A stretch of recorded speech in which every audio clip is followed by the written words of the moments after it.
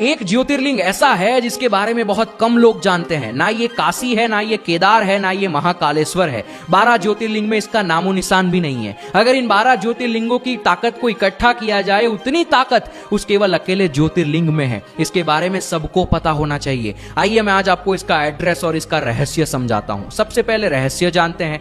अगर आप गौर करेंगे, जैसे जैसे इंसान की मौत उसके करीब आती है, यानी जैसे जैसे वो बूढ़ा होना शुरू होता है, वैसे वैसे इंसान कमर से झुकने लगता है। और जिस दिन वो मर जाता है ना, मरने के बाद और मरने के पहले उस शरीर में कोई बदलाव नहीं होता। बस उसकी रीढ़ की हड्डी खोखली हो जाती है, यानी रीढ़ की हड्डी से वो सीधा नहीं रह पाता, लुढ़क जाता है। अरे समझो, हमने दुनिया में कितने आविष्कार कर लिए। हम हार्ट ट्रांसप्लांट कर लेते हैं, यहां तक कि बोन मैरो ट्रांसप्लांट हो जाता है, लेकिन रीढ़ की हड्डी को हम आज तक ट्रांसप्लांट नहीं कर पाए। क्यों? उसके अंदर एक रहस्य है। जब तक ये रीढ़ की हड्डी बिल्कुल एक शिवलिंग की तरह धरती से सीधी है ना, तब तक हम कहते हैं उसमें जीवन है, यानी उसमें शिव है।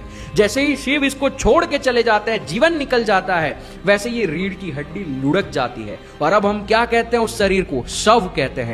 यानी जब तक शिव है तब तक ही वो सीधी है, जैसे ही शिव इसमें से गए वो शव बन जाती है। समझो, इस धरती पर कितने प्राणी है, लेकिन इस कुदरत ने केवल मनुष्य को सीधी रीढ़ की हड्डी दी है। यहाँ पर कुदरत के साफ साफ संकेत है कि मनुष्य, तू तेरी रीढ़ की हड्डी के अंदर छिपी जीवन ऊर्जा को समझने के काबिल है। सुबह शाम 5-10 मिनट जब भी मौका मिले, आंखें बंद करके अपनी रीढ़ की हड्डी पे ध्यान ले जाओ।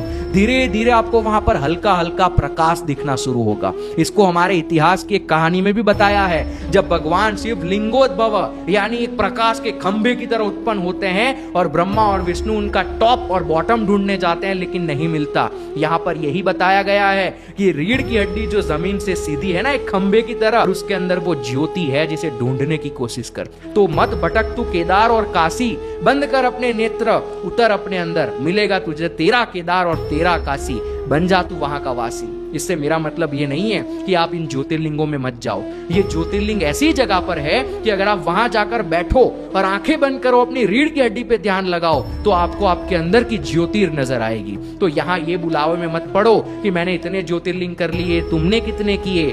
ज्योतिर्लिंग असली तो तब होगा जब अंदर प्रकाश दिखेगा। समझो ज्योतिर्लिंग है क्या। शिवम शिवम।